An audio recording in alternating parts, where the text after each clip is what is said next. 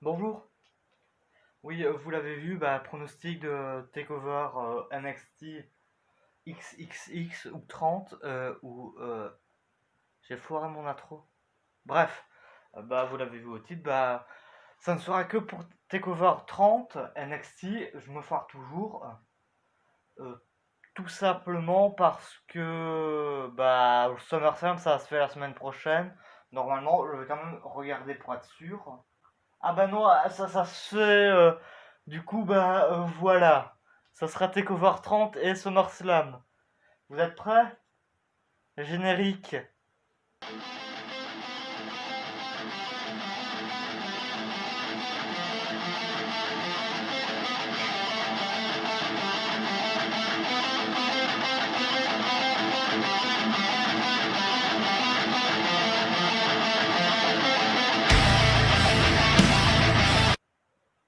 Je savais absolument pas comment terminer cette intro.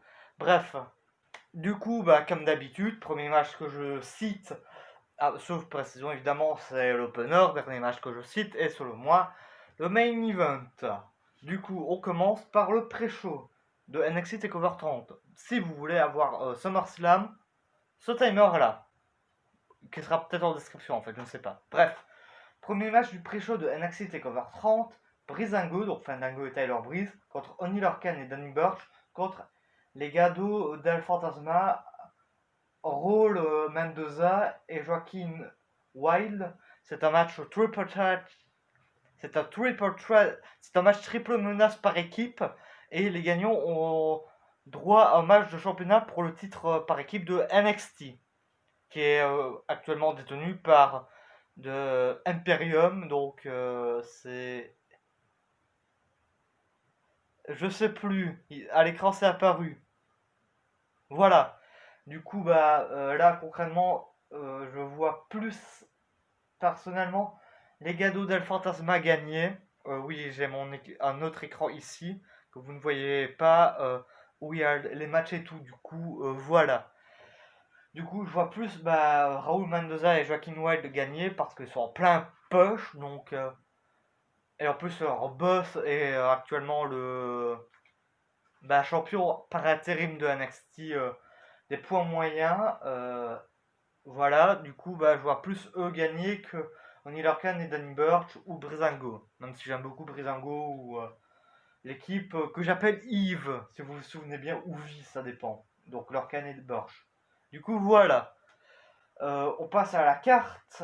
Et là, c'est le premier match que je pense de l'opener. C'est le match à l'échelle pour le titre vacant nord-américain opposant Bronson Reed, à Damian Priest, à Cameron Grimm, à Johnny Gargano, à Velveteen Dream. Donc pour expliquer un petit peu, Keith avait gagné il y a un moment déjà, c'était avant le Royal Rumble, le titre nord-américain contre Roderick Strong. Puis finalement il a gagné récemment le titre NXT, du coup il a décidé de rendre le titre nord-américain vacant étant donné qu'il avait déjà un autre titre principal sur les hanches. Du coup il y a un match pour désigner le nouveau champion. Euh, Personnellement, je vois bien Bronson Reed gagner. J'aime beaucoup ce qui se passe avec lui actuellement. Et Velveteen Dream, avec ce qui se passe, je le vois mal gagner. Gargano, je sais pas.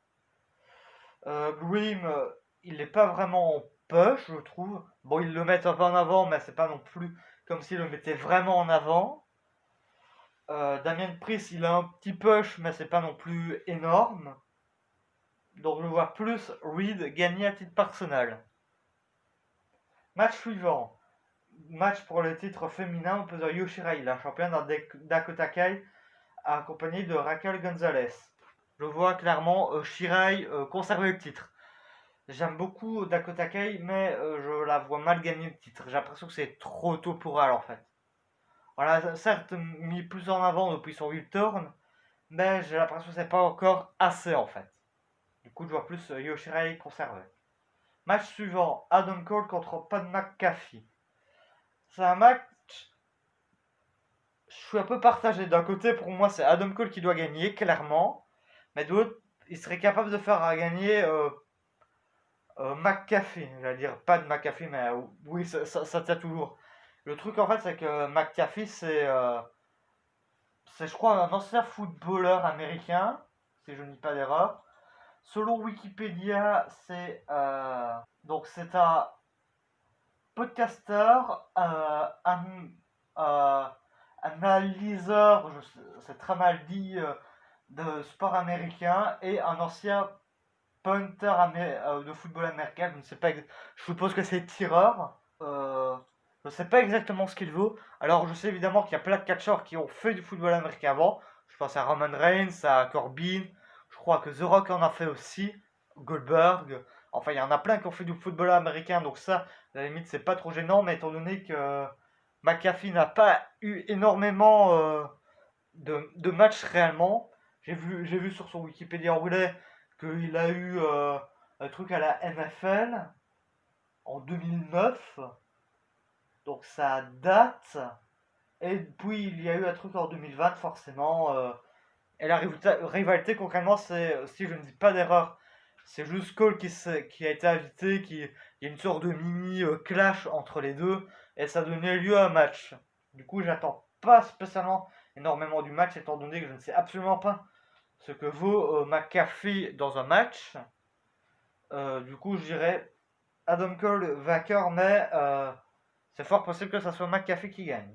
Bonjour, comme j'avais annoncé en fait dans la vidéo promo, bah en fait je dois ajouter des informations. Timothy Thatcher contre Finn Balor est annoncé, du coup Timothy Thatcher qui gagne le match, voilà. Au revoir. Enfin suite de la vidéo de l'OTK. Voilà. Main event de NXT TakeOver 30. C'est un match pour le titre NXT opposant Keith Lee, le champion, à Karrion Kross avec Scarlett. Pour moi, en fait, c'est trop tôt pour faire perdre le titre à Keith Lee, mais c'est le bon moment pour faire gagner Karrion Kross, en fait. Parce que Karrion Kross, concrètement, il a eu une sorte de squash match un peu serré lors de NXT TakeOver In Your House face à Ciampa. Je dis entre les deux parce que c'était pas non plus, il l'a démoli complètement, mais c'est pas non plus, c'était serré quoi. Il y a juste Ciampa qui a tenté de revenir, étant donné que c'est genre l'élément de NXT, ça fait que Karrion Kross doit être champion, mais Keith Lee ayant battu Cole, qui a quand même le règne le plus long de NXT pour le titre principal, je vois mal Lee perdre le titre maintenant. Je vois peut-être genre une sorte de disqualification, des comptes etc. ou quelque chose comme ça qui fait que Keith Lee conserve le titre. Parce que c'est ce que je vois. Ça peut donner un bon match, même si je ne sais pas trop ce que peut donner Karrion Kross, étant donné qu'il a surtout eu des squash matchs. Et je vois mal ce match-là être un squash match. Surtout si c'est le main event. Voilà, j'ai fait pour TakeOver. On peut passer à SummerSlam. Du coup, SummerSlam, qui se passe la nuit suivante. Alors, il n'y a pas eu de matchs press show qui ont été annoncés, mais voilà, je cite donc tous les matchs, pareil, hein, comme d'habitude. Du coup, Apollo Crews contre MVP pour le titre des États-Unis, sachant que Bobby Lashley et Shelton Benjamin sont bannis des rings. Sont bannis de ringside, donc c'est autour du ring plutôt. Donc Apollo Crews est le champion. Franchement, je sais pas. D'un côté, c'est cool que Cruz soit champion. C'est même très sympa qu'il ait enfin un titre. Ça fait même un moment qu'il est champion. Sachant en plus qu'il a été un moment inactif. On suppose facilement parce qu'il a dû choper le Covid ou un truc comme ça. Du coup, je sais pas. Franchement, là, d'habitude, je vois bien genre, ah tiens, je vois bien ce catcheur l'a gagné ou celui-là. Mais là, franchement, je sais pas. Franchement, je sais absolument pas qui pourrait gagner. Il serait capable de faire gagner un MVP, mais de l'autre, ça serait sympa que Cruz conserve. Du coup, je ne sais absolument pas. Match suivant. Match pour le titre. Sachez que tous les matchs que je cite entre l'opener et le main event, c'est un ordre au pif. Hein. Donc là, que le deuxième match que je cite soit en effet le deuxième match ou l'avant-dernier match, ça revient au même. Quoi. C'est vraiment juste l'opener et le main event. Quoi. Donc main event, un match pour un titre par équipe de Raw, opposant le Street Profit, donc Angelo Dawkins et Montez à Andrade et Angel Garza accompagné de Zelina Vega. Pour le titre de Raw, par équipe évidemment. Franchement, je vois bien Andrade et Angel Garza gagner les titres plutôt. Franchement, ça serait cool qu'ils gagnent. Je vois bien ces catcheurs-là gagner le titre, ça serait cool. Les Street Profits sont très bons, mais je vois bien leur Montez Ford, vu qu'il y a eu toute une histoire comme quoi il a été empoisonné. Donc j'imagine bien, genre il se fait empoisonner et du coup, enfin à nouveau, et du coup il peut pas continuer le match. Et donc 1, 2, 3, un nouveau champion. Du coup voilà, mais je pense que ça pourrait donner un bon match. Surtout que Montez Ford est l'élément fort de l'équipe, je pense. Divertissant du moins. Match suivant. Donc c'est un match Street Fight. Donc combat de rue, il n'y a pas de règle si ce n'est tombé soumission dans le ring. Opposant Dominique Mysterio accompagné de Rey Mysterio à Seth Rollins accompagné de Murphy. Donc c'est une rivalité qui survient suite au match à Horror Show Extreme Rules, je vais pas dire bon ordre je pense, entre Seth Rollins et Rey Mysterio. Et là, je ne sais pas, je verrais plus Seth Rollins gagner parce qu'on sait ce que vaut réellement Seth Rollins. Dominique Mysterio, on l'a vu vite fait combattre. Quand je dis vite fait, c'est genre il a fait 2-3 coups et il a fait un 619. Alors c'est très cool de savoir faire un 619, mais je pense que ça ne fait pas un catcheur. C'est comme dire ouais, Undertaker, c'est que Thompson, c'est faux. Il a tout un truc à côté, il a un bagage, il a surtout un personnage, parce que sur le ring, c'est pas non plus incroyable en termes de ring pur, mais c'est genre, le catcheur, il a le personnage, il a une histoire, alors que Dominique Mysterio, il a surtout que l'histoire pour le moment, qui est surtout liée à une autre histoire de base. Donc c'est un peu compliqué, donc pour le moment, je vois plus Seth Rollins gagner. Je mise plus sur l'expérience actuellement. Match pour le titre. Alors là, je fais d'une pierre d'un coup. Donc parce que c'est la même challengeuse. Donc match pour le titre de Raw opposant Sasha Banks à Asuka. Et match pour le titre féminin de SmackDown opposant Bayley à Sasha Banks. Je pense que les deux matchs vont se faire de suite. C'est fort possible. Sur Wikipédia en anglais du moins parce que je ne sais pas s'il y a français. Je pense qu'il n'y a pas en français. Non, il y a en français. Bref, sur le wiki en anglais, il est mis que Sasha Banks sera accompagné de Bayley et Bayley sera accompagné de Sasha Banks lors de leurs matchs respectifs. Donc je vois deux possibilités. Soit Asuka gagne l'un des deux titres, ça dépend de quel match a été mis en premier. Et le deuxième, elle le perd par intervention, genre voilà. Donc là, pour le coup, quel match elle gagne, quel titre elle gagnerait et quel titre elle ne gagnerait pas, pour moi, ça dépend complètement de l'ordre.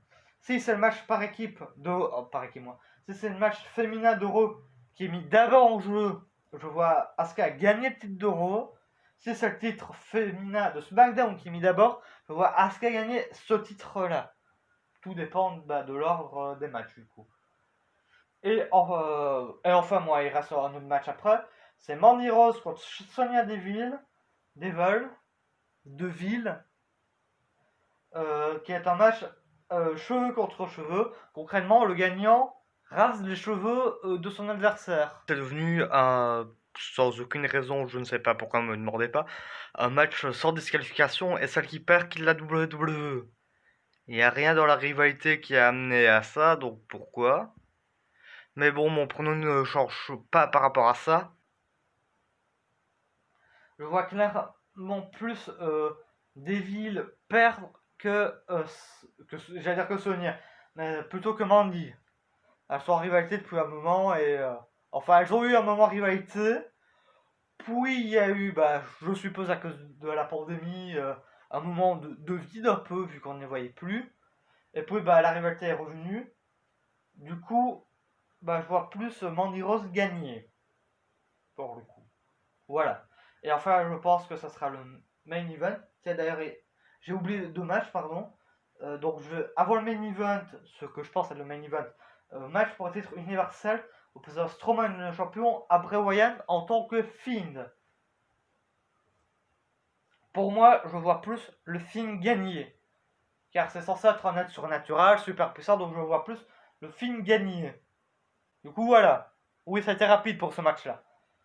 Drew McIntyre contre Randy Orton pour le titre de la WWE. Et je pense que ça sera le main event. Pour moi, Drew doit conserver le titre, clairement. Alors, Orton est en mode Legend Killer, en quelque sorte, vu qu'il a ressorti l'open kick. Et du coup, ben... Voilà, il s'est amusé à passer à tabac des légendes, le Big Show, Shawn Michaels, Ric Flair, etc., etc. Mais je vois plus McIntyre conserver le titre. Pour moi, McIntyre doit conserver le titre. Clairement. Du coup, voilà, c'en est tout pour ce pronostic. Le bilan viendra d'ici après le show, évidemment. Sachant évidemment que là, je tourne ça juste après l'épisode de NXT. Parce que je pensais que le SummerSlam se faisait la semaine après. Du coup, il est fort possible que d'ici à ce que l'épisode sorte, il y ait des changements. Mais, enfin l'épisode, que la vidéo sorte. Du coup, s'il y a des changements pour X ou Y raison, je rajouterai soit une note au montage, parce que genre un match ne peut pas se faire pour X ou Y raison, soit s'il y a un match qui se rajoute, là je rajouterai un petit truc en plus rapide. Du coup, voilà, n'hésitez pas à mettre vos pronostics en description. Et vous connaissez la chanson, je pense. Like, dislike, partage, Discord, abonnez-vous, voilà. Sur ce, salut tout le monde, c'était The Kaka, bonsoir.